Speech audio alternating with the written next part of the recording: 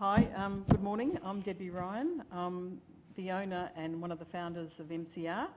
And I have with me an MCR associate, Katrina Owers, and KTA architect, Darcy Dunn.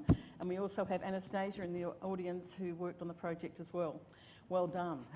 She got a baby too. So really, our bundle, we're talking about the VSBA New Schools 2022 Bundle B, and it's about embracing diversity within a template, valuing collaboration, and trying to bring humanity into a program driven by process. The theory behind the bundle is fast, efficient, cost-effective delivery, a program which in theory encourages the incremental evolution and improvement in series of template designs. There is of course a tension between the efficiencies of template design and the VSBA's wish for diversity of approach. MCR is offering to partner with KTA, an ensign of diversity, if ever there was one, made for an argument compelling enough that we collectively won the commission. I've actually jumped ahead a bit, sorry. But Bundle B 2022 is part of the Victorian School Building Authority's VSBA's commitment, running since 2016, to build 100 new schools by 2026. To achieve this aim, the VSBA bundle is a number of schools together. Bundle B comprises 3 schools at the extremity of Melbourne's expanding perimeter, 2 secondary schools and a primary school. Clyde Secondary College includes a supportive, inclusive hub. Greenvale was a well-established suburb with large houses. The secondary school anticipated for many years. Clyde was a rapidly growing, spanking new suburb. Houses smaller and cheek by jowl, former farmland. Our first site visit, we waited in legs and avoided cows. The theory behind the bundle is, anyway, so we've done that. So the time frame is hectic. 2.5 years for from greenfield to opening. This bundle realised largely through the intense COVID lockdown. As part of the program, we issued the previous templates. You could trace the swings and roundabouts of the pedagogical approach in the plans. While the ideas of an evolving and improving design type was honourable, we did wonder if it was evolving primarily for the efficiency of the delivery partners. So, hand over to Katrina. Thanks, Deb. In the master planning and early SD stages, MCR and KTA worked closely together and quite frantically, honestly, and trying to find a better balance between the template and the individual and contextual needs of each of the sites. A simple tweak of the templates, a crank, facilitated a new series of variations of building footprint.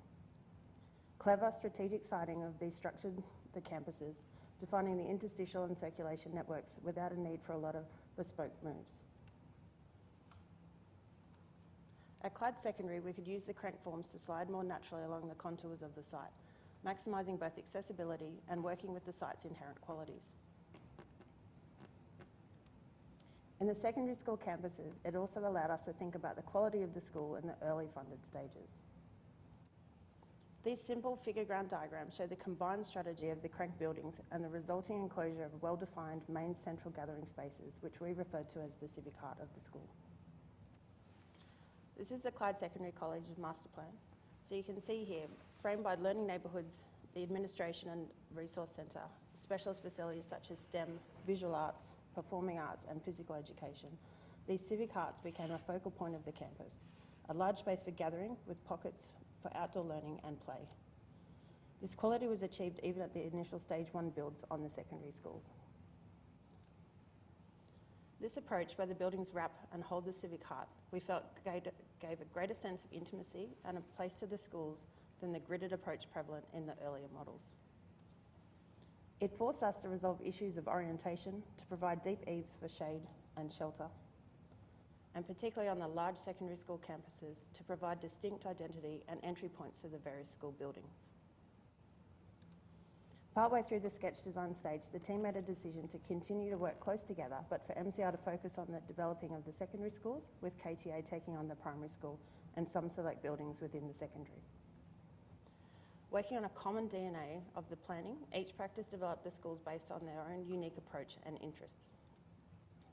Just as important as the internal school environment was the way the new schools addressed the street and the suburb. creating a sense of civility, entry and legibility to places that were recently farmland. So at the primary school, Right, yeah. oh, sorry. Sorry.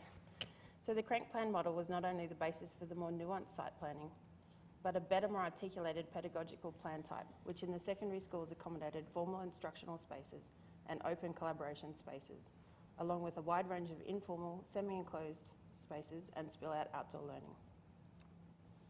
The nature of these projects means there is no end user at the client design part of the process.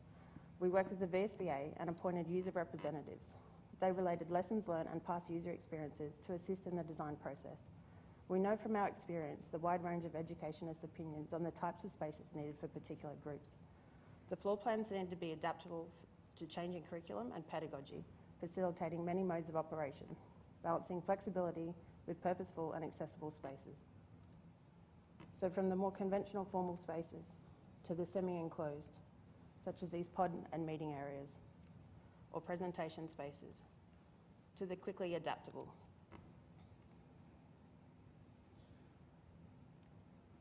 Next, Darcy. So at the primary school, the cranked forms and the veranda circulation towards the heart of the campus creates an intelligible and human scale space with a sense of shared enterprise and community. With no principal, we knew that these spaces needed to be both adaptable to teacher-led and collective inquiry modes of learning. So joinery, volume and material are used to create pockets to support different groups, sizes and modes of teaching. These diagrams show how the building can be used by the teachers to support activities of all sizes. The more collaborative spaces face the civic heart and have a larger volume with exposed trusses, while the more program-driven spaces sit on the back of the plan. A consistent datum joins the larger volumes with the smaller ones, and careful additions of joinery indicate areas for more focused inquiry. Teaching spaces spill out beyond the pergola and outdoor learning areas towards the civic heart. The project used a hand-in-glove approach in the incorporation of the pedagogy with structure, acoustic and display needs, interior design and the use of sustainable materials, where the structural rhythm of each is informing the other. Natural materials were used where possible throughout the project, creating not only a healthy environment, but also a considered and composed one. Clever use of common, durable materials through selection of colour and composition create joyful, uplifting teaching spaces. The sports areas were robust, but rawly elaborated. ASD inclusions such as solar hot water and PVs, along with rainwater tanks, will save on operational costs and the environment, whilst the deep eaves allow for optimised sun shading and covered circulation spaces while increasing internal comfort. Whilst we went into the project knowing we were seeking diversity in approach, the organic manifestation of the planning and the ultimate outcome, we believe a testament to a great collaboration. We believe this project is proof that great outcomes can be achieved even when working to tight timeframes and budgets.